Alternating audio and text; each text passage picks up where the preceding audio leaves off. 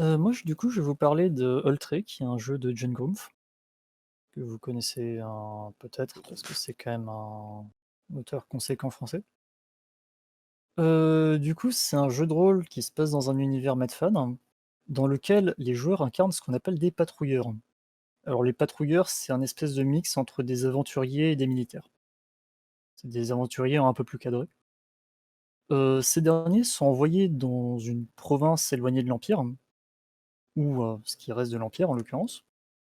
Et ils doivent explorer cette région, résoudre les problèmes des habitants, combattre des monstres, retrouver des trésors, et cetera. Et la grande particularité du jeu, c'est que c'est un jeu à narration partagée. Alors, je vais commencer. Qu'est-ce que tu entends par narration partagée? Alors, par narration partagée, ce que j'entends, c'est que quand, en fait, les joueurs évoluent sur une carte qui est sous la forme d'un hexagone qui est découpé en plein de petits hexagones. Du coup, OK. à chaque fois que les joueurs vont se déplacer d'une zone à l'autre, l'un des joueurs va tirer une carte dans laquelle il va y avoir quelques indications et à partir de cette carte va décrire la rencontre que les joueurs vont avoir. D'accord. C'est-à-dire que si sur la carte en question, il y a marqué, créature, il y a une question de jet de difficulté, on va jeter des dés pour déterminer le niveau de dangerosité de la rencontre en question.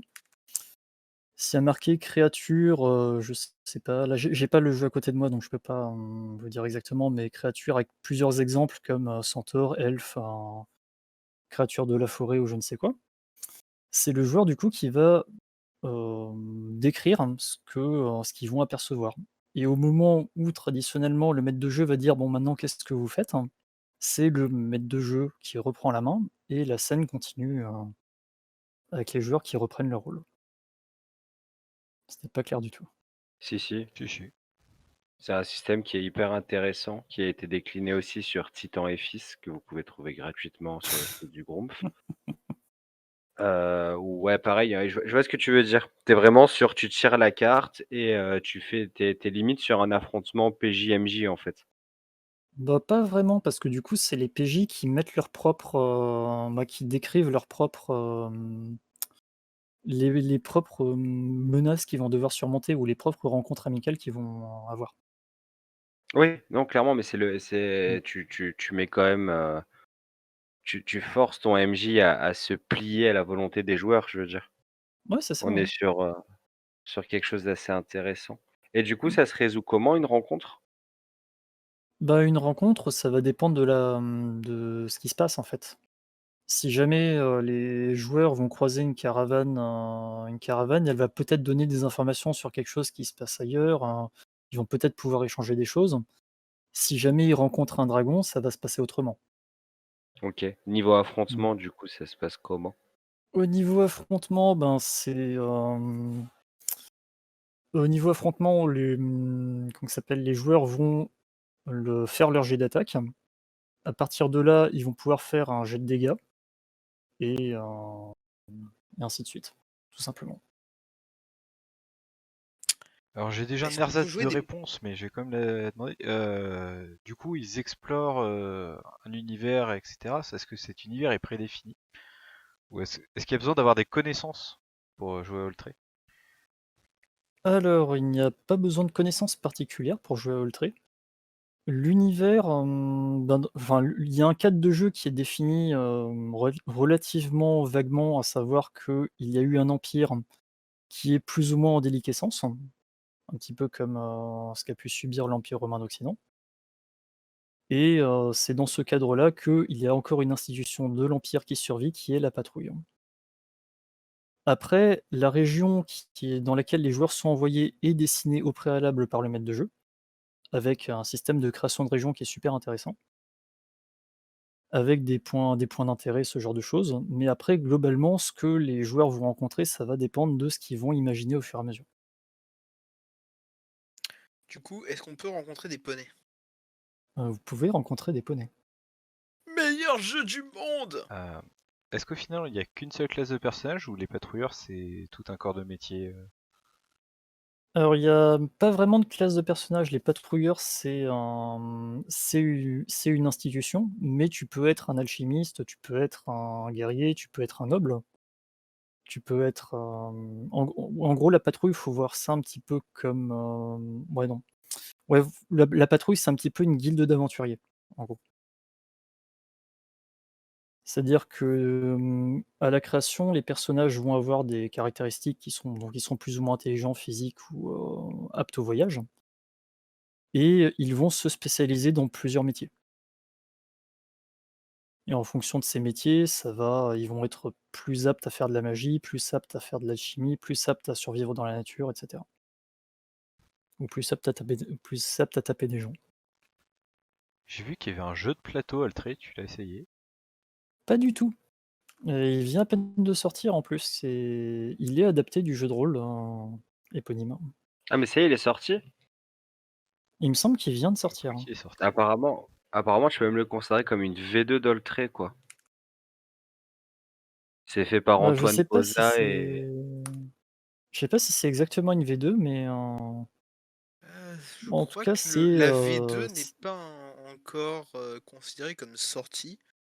non. Euh, En tout cas, c'est tiré du jeu de rôle, du même nom. ça, c'est bon. Par contre, je sais pas du tout ce que ça vaut, mais c'est sûrement très bien. Peut-être un unboxing prochainement sur la chaîne. Pardon, j'arrête. Non. Faut Oh, arrêter si de je commence à tourner faire en 25 plus vidéos à des jeux chaque. de société, là c'est fini, hein, je sors plus jamais de chez moi. Bah, pourtant, tu fais bien du jeu de plateau, Bah oui. pas du wargame. Ah, mais je Au fais aussi final, beaucoup de jeux de société, mais si j'en fais sur la chaîne, c'est fini. Mmh. et puis au final, Oltré, c'est pas un petit peu du wargame dans un sens? Ah, pas du tout, non. Non, la version jeu de plateau, je parle. Ah, c'est du jeu de société, je plus. Entre 2 et 4 joueurs, durée d'une partie 60 minutes. Du C'est pas une coup, V2. en dehors de on va dire une partie type, c'est une exploration pure, donc sans, on va dire, but prédéfini, où ils ont quand même, on va dire, une pseudo-quête lorsqu'ils Alors, partent. ce qui se passe, hein, de manière générale, c'est justement pour avoir de l'expérience, les joueurs vont devoir accomplir une quête. La quête, ils vont se la fixer en début de partie. Ils vont dire: «Il faut par exemple, qu'on ait exploré tel nombre de cases» ou «On a entendu parler de telle cité à tel endroit, ça serait bien qu'on y aille» ou «On a repéré, tel endroit avec une grotte qu'on n'a pas réussi à, dont on n'a pas réussi à tuer tous les monstres qu'il y avait dedans, il faudrait qu'on le fasse». À partir de là, ils vont commencer à faire cette quête, à aller à l'endroit en question, à rencontrer des choses au fur et à mesure et à la fin de la partie, s'ils ont réussi la quête en question, ils vont monter en niveau et s'ils n'ont pas réussi, ben, ça ne sera que partie remise. C'est-à-dire que les joueurs définissent leurs objectifs en début de partie ou après avoir terminé un objectif. Et c'est le genre de jeu où on joue sur le long terme ou c'est plus pour du j'ai compris qu'il y a de la montée de niveau, c'est au moins du moyen terme, Oui. Bah, mais est-ce qu'on peut pardon. vas-y, vas-y, vas-y. Bah, c'est plutôt prévu pour y jouer à moyen, voire à long terme. Parce que du coup, enfin, c'est plus intéressant parce que du coup, les joueurs vont un peu plus s'approprier le monde et vont créer quelque chose qui, leur appartient un peu à eux et pas seulement au maître de jeu. C'est-à-dire que plus les joueurs jouent, plus le monde va évoluer. Ça Le joue concept avec d'un des dés, des choses comme ça, ou c'est purement narratif? Alors ça se joue avec des cartes déjà pour, l'aspect, création de péripéties et ça se joue aussi avec des dés. Ça se joue avec un système de 3D8. Alors c'est un petit peu compliqué à expliquer comme ça, mais c'est assez, facile à utiliser. Il y a 3 D8 différents, un dé de maîtrise, un dé de, prouesse et un dé d'exaltation. Le dé de maîtrise va symboliser le talent propre du patrouilleur. Le dé de prouesse va plutôt symboliser sa chance dans le cas présent et le dé d'exaltation, c'est un dé de joker qui va, permettre de remplacer l'un des 2 dés. Donc dans un test, on va, il y a un seuil de réussite. On va prendre la compétence, le métier qu'on va additionner. On va lancer ces dés On va prendre les dés de prouesse, de maîtrise et prouesse, qu'on va additionner comment ça s'appelle, au métier et à la compétence. À partir de là, si ça dépasse le seuil, c'est réussi, si ça dépasse pas, c'est échec. La maîtrise va plus la maîtrise est élevée, plus le patrouilleur aura réussi son action de manière, brillantissime et plus le dé de prouesse sera bas, plus il pourra avoir un facteur chance qui va l'aider. Ok. C'est-à-dire que parmi les dés, il y a un dé qui est plus intéressant à être élevé et un dé qui est plus intéressant à être le plus bas possible. Ce qui peut donner un aspect risk and reward qui est, assez intéressant. Tu as dit donc que c'était un jeu où on jouait justement, des membres, d'une patrouille.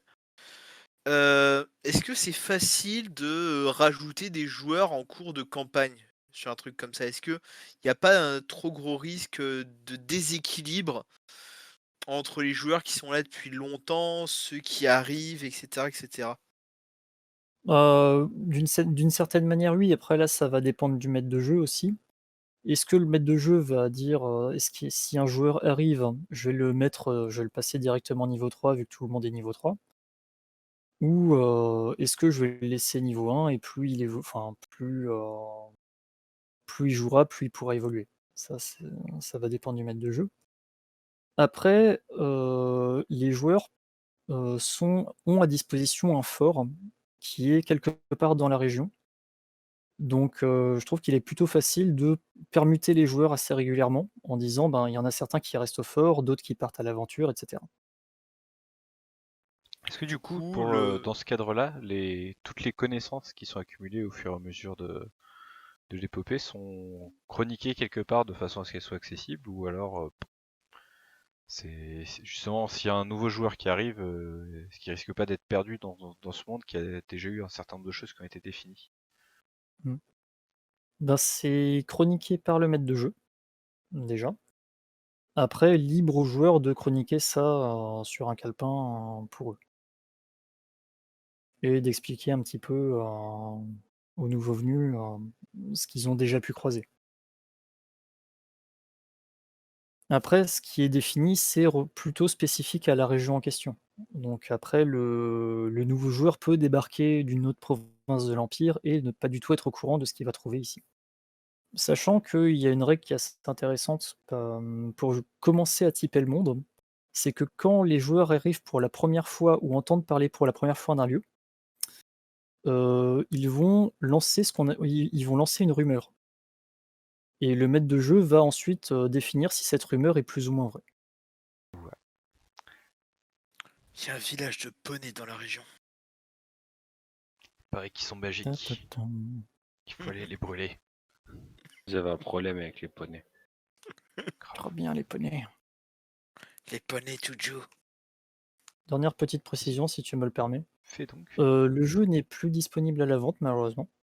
On attend encore une V2, je fais des signes à John Doe qui a les droits je crois. Et du coup, si jamais vous le trouvez, vous pouvez l'acheter et me l'envoyer. Vu que l'exemplaire que j'ai, c'est un exemplaire qu'un ami m'a prêté. Pensez Bien également joué. pour Ambre, son tarot. Voilà, ça marche Notamment aussi le pour tarot, Ambre, hein. le tarot. Oui, le tarot, si vous avez un tarot d'Ambre qui traîne, Ah, j'ai trouvé tout ça, mais le prix il était tellement indécent que je t'ai même pas partagé le lien. oui. Non mais si ça dépasse les 400 €, c'est pas bon, hein. Ah, j'avais trouvé un à 100 € la Mmh. dernière fois, mais Un tarot? abîmé. Ouais, un tarot, mais abîmé. Ouais, non mais ça c'est fou.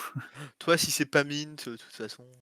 Et bon, donc voilà, ça c'était. Donc ben, on va parler d'un de mes auteurs préférés. Et non, ce n'est pas Simon et Manon Lee, mais on les aime fort quand Oh! même. Ce n'est T'es pas, pas corporate. ce n'est pas non plus ce bon vieux Batro, parce que quand même. Non, non, on va parler Est-ce que de. c'est Thomas Munier? Non, non, non. C'est vrai que Oh! c'était l'une des Une options. vidéo, une Est-ce que vidéo de c'est Critical Inno? Role. C'est forcément Ino, tout à fait. Oh. Bien joué, très très bien Et joué. on va parler de Channel Fear. Non, On va parler de Notre Tombeau. on va parler de Passion 13. Ouais, j'étais Oh, j'en presque. étais sûr. Voilà. Euh, Chez John Doe Édition. non, chez Mr. Ah, Frankenstein, en tout cas le mien, Ah, c'est bien. Ah, parce qu'avant c'était il chez était John Doe. réédité chez John Doe, c'est non? possible. Donc, Patient 13 par Ino. Un jeu pour adultes majeurs tatoués et consentants, où on va jouer des patients dans un hôpital psychiatrique. Et contrairement à ce qu'on pourrait penser, on ne joue pas forcément des espèces de fous furieux complètement débiles. On joue des patients qui ont théoriquement un problème et qui vont devoir apprendre à vivre dans l'hôpital. Très bien, ce sera tout pour nous. Merci. Au revoir, bonne soirée. N'oubliez pas de vous abonner, la cloche. Eh ben, la légendaire question de ludocarniste, hein. Ça tourne avec quoi comme système? Alors ça, du coup, le jeu, dans son entièreté, est très très ouvert sur selon la façon dont on a envie de le faire le MJ. Donc on peut avoir une approche excessivement narrative, notamment dans les possibilités de mode de jeu. Il y a celle que le maître de jeu a les fiches de personnages mais les joueurs ne les ont pas. Qu'est-ce que j'ai fait? Ce qui fait que quand ils ont besoin de faire un test, ils n'ont aucune idée de ce qu'il faut faire, mais on leur dit tiens, lance les dés. Ça, Est-ce c'est pas mal. est-ce que le résultat te plaît? Et s'ils te disent non, ben ils peuvent relancer, c'est pas un problème, ça leur coûte une ressource dont ils n'ont aucune idée de la quantité dont ils disposent. Cette ressource est également affectée par les médicaments qu'ils ont pris à ce moment-là, parce qu'il y a différents traitements. Et donc ça peut faire énormément de choses. Donc c'est un système de jeu qui marche avec 3d6, c'est extrêmement simple. Au cas où d'autres personnes voudraient essayer de le faire un peu, du coup sur cette approche que moi en tout cas j'ai choisi de suivre, mes joueurs ne savent pas le système de jeu, ils vont devoir le comprendre comme à peu près tout le reste dans le jeu. Je vais pas m'attarder, mais voilà, c'est excessivement simple comme système, tout simplement. Et pour ceux qui ont du mal avec les multiplications, les divisions, etc., il n'y en a pas besoin. Voilà. Par contre, il y a un gros système de leveling dans les compétences. Ce qui fait que si on fait une très bonne réussite en utilisant une compétence, ben celle-ci elle va augmenter. Et de la même façon, elle va descendre à chaque fois qu'on échoue quand on l'utilise. Donc au final, on peut avoir des personnages qui sont très très fluctuants au niveau de leur fiche de personnage. Ce qui fait Ok. encore une fois, du coup, si jamais vous utilisez l'option de l'EMJ à les fiches de personnage, ça va vous demander un peu du boulot parce qu'il va falloir noter régulièrement pas mal de choses. Mais ou alors vous faites pas faire le jet de dés tout simplement parce que les jets de dés au final, truc de ludocard dit ça. Lorsque tu crées ton personnage, étant donné qu'il est dans un hôpital psychiatrique, est-ce que tu lui associes une pathologie ou pas? Alors, pas du tout. Il y a deux types de personnages dans le jeu. Les anciens et les nouveaux. Par les anciens, j'entends ceux qui sont déjà présents dans l'hôpital depuis un certain temps. En fait, l'hôpital est un milieu qui est très difficile. Le jeu est excessivement sombre. Donc, souvent, les malades qui sont anciens vont essayer de développer une espèce de gimmick, pour reprendre des termes qui ont été utilisés précédemment. Donc oui, ils vont peut-être avoir des espèces de pathologies, par exemple ça peut être une tare physique, ça peut être une tare mentale, entre guillemets. Le jeu propose quelques pré-tirés pour ceux qui en ont envie, dont par exemple il y a une fille qui fait des origamis et qui parle à ses origamis. Il y en a un autre qui a une tare physique et qui a un faciès de macaque. Voilà. Cela dit, lorsque l'on commence le jeu, qu'on veut suivre l'histoire de base et même sans forcément faire la campagne, lorsque les personnages arrivent dans l'hôpital, ils sont entièrement et totalement amnésiques. Donc cela dit, ils sont tout à fait capables de se mouvoir, de parler. En fait, c'est juste, tu as perdu ta mémoire. Tu as perdu ta mémoire, mais à part ça, tu es quelqu'un de tout à fait normal. Et sur le scénario le premier scénario de la campagne, l'un des premiers trucs que tu fais, c'est aller voir ton médecin traitant, ton supérieur, enfin, le médecin qui va te suivre lors de ton séjour à l'hôpital, et il va te faire quelques tests, des tests physiques, des tests mentaux, et ce qui va en fait définir ton personnage. Donc non, si tu as envie on va dire de jouer une tare, tu peux, mais le principe, c'est ton personnage est dans un hôpital psychiatrique et il ne sait pas pourquoi il y est. D'accord. Et forcément, c'est assez problématique. Il y a une part de surnaturel dans le jeu? Alors, oui et non. Le jeu est excessivement flou, sachant qu'on joue des personnages qui sont en permanence médicamentés. Euh, il se passe des choses très très étranges dans l'hôpital. Ça a l'air que tu peux interpréter comme du surnaturel, comme tu peux interpréter ça comme de la folie. Et le jeu joue entièrement sur cette espèce de ligne de flou de est-ce que ce qu'on est en train de vivre, c'est vraiment en train d'arriver, ou est-ce que on est juste en train de réagir bizarrement aux médicaments. Est-ce que le jeu peut être une alternative à Cthulhu et tous les jeux type Lovecraftien? Je pense que non. Le jeu est prévu pour être joué vraiment en huis clos. Et contrairement à un Cthulhu, c'est un jeu, je pense, qui prend vraiment toute sa saveur sur de la campagne, voire sur de la campagne un petit peu longue. Euh, pour donner une idée, je pense, de ce qui est vraiment prévu, parce qu'il y a un énorme panel de personnages, que ce soit du côté médical que du côté des patients. Euh, je pense qu'on se rapproche plus d'une espèce de soap opéra qui aurait été fait par David Lynch que sur de l'histoire de Lovecraft. On n'est pas là pour avoir des personnages qui vont mourir à tour de bras. Par contre, on va avoir des espèces de drames, des tensions qui vont se créer, des alliances, etc. pour survivre à la réalité de l'hôpital. Sachant qu'il se passe quand même des choses, il y a au moins un truc qui se fait et qui est vraiment pas glop. Donc le jeu s'appelle Patient 13.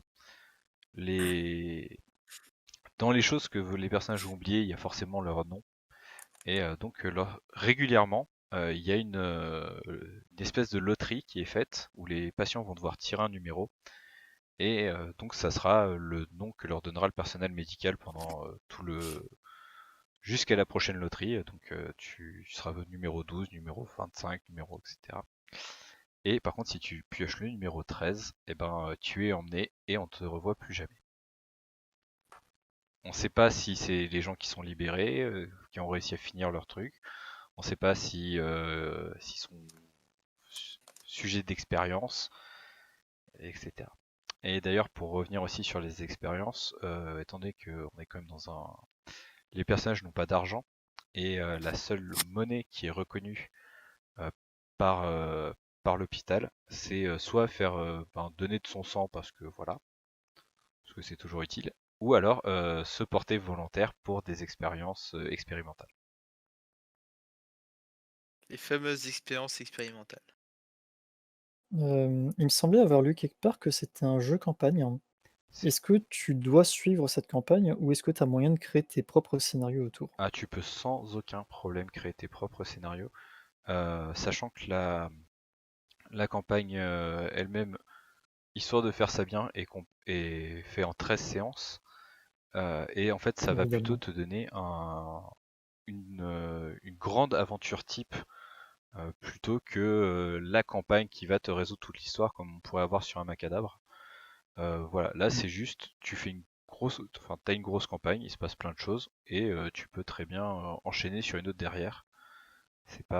Tu n'auras pas tous les secrets de l'univers révélés au cours de ta campagne, c'est plus pour te donner un exemple de ce qui est faisable. Du coup, c'est pour quand l'interview d'Ino? Alors normalement, je pense que c'est pour le mois prochain. Yes. Sachant qu'il Pas a mal. malheureusement eu un problème de santé fin janvier qui nous a Oh. empêché de la faire. Flûte. Ouais. Est-ce Il qu'il y y a a un, moyen de...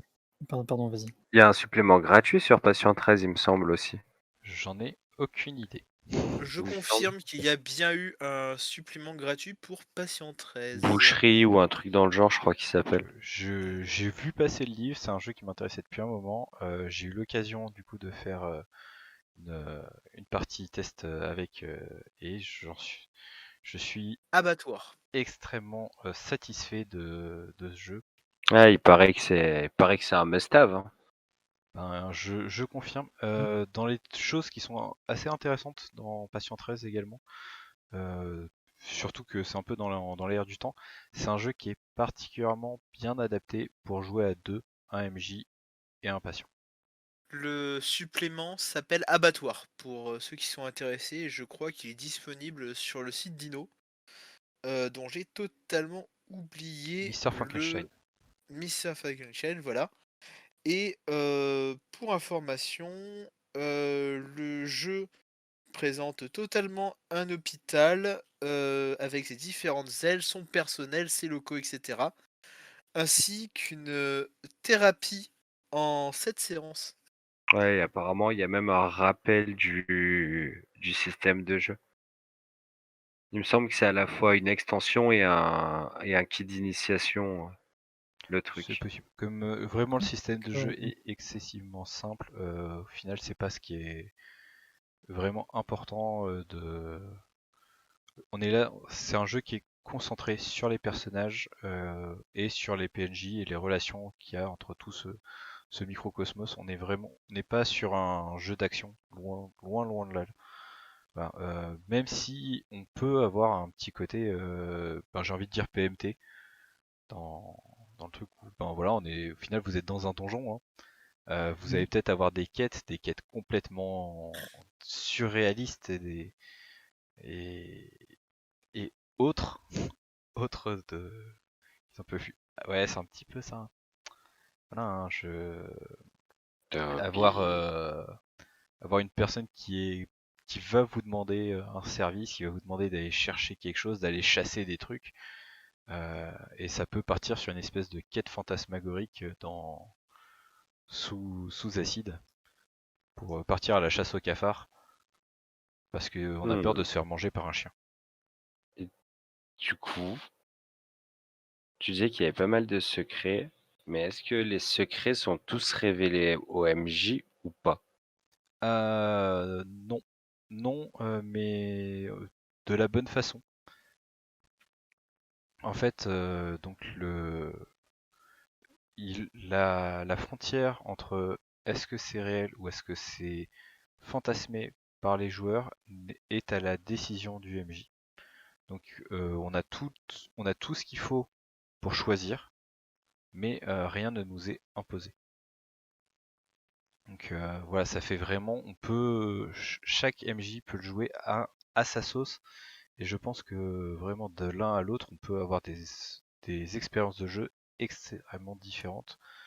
C'est vrai que moi je suis parti un peu sur une espèce de mantra bizarre, mais en essayant de garder la ligne de flou, mais on peut avoir quelqu'un qui va faire quelque chose de beaucoup plus terre à terre, ou au contraire quelque chose de beaucoup plus glauque et malsain, avec tout ce personnel hospitalier qui agit un peu comme des zombies.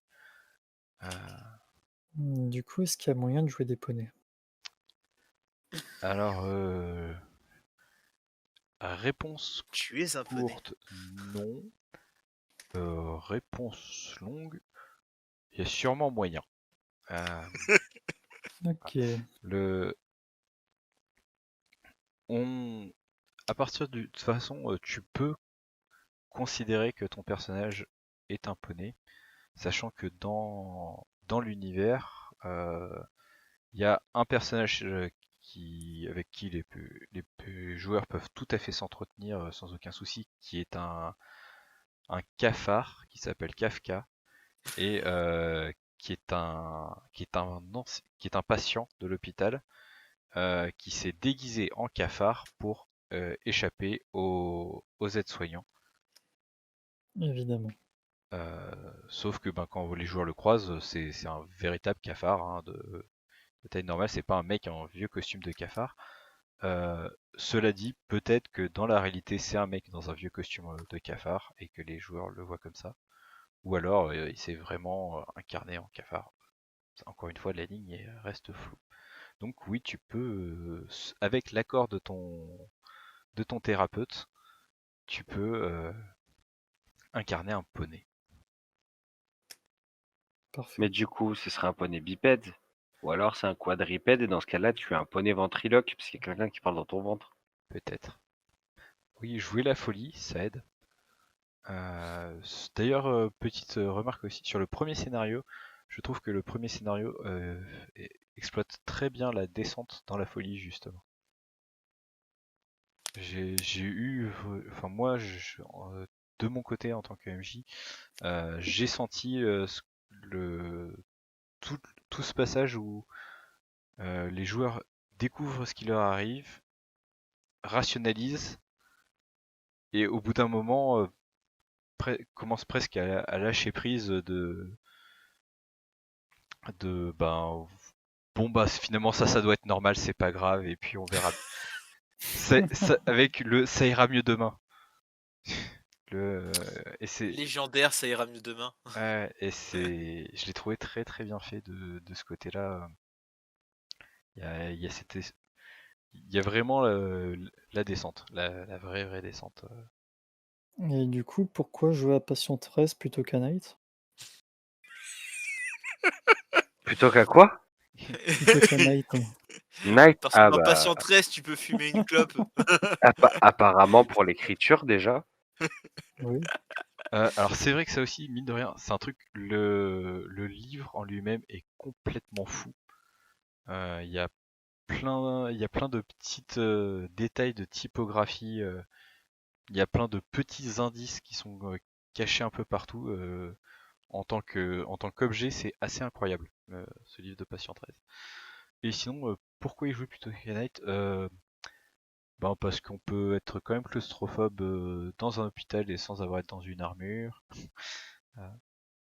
Parce que tu incarnes un être vivant déjà.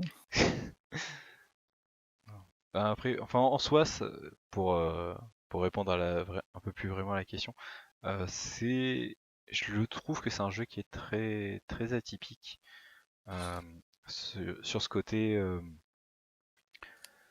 huis clos, oppressant, avec une forte relation entre un peu drama au final, tout en étant psyché.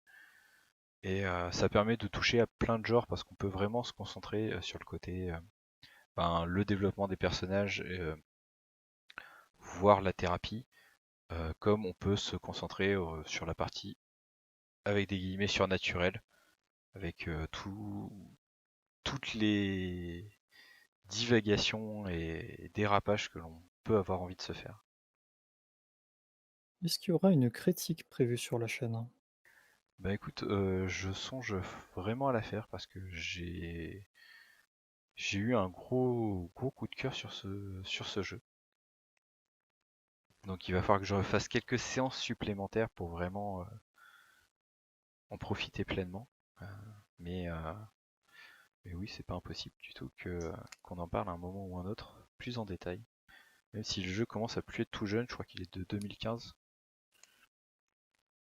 Pas plus. Ouais, Bah, c'est une je sais deuxième plus. édition, ça, non? Mais enfin bon, pas tout jeune quand même. Donc voilà, sur ces grandes paroles, je vous dis à dans 2 semaines pour un nouvel atelier jeu de rôle. Et d'ici là, tout de suite. Ciao, ciao. Au revoir. Ciao. Ta-da, ta-ta.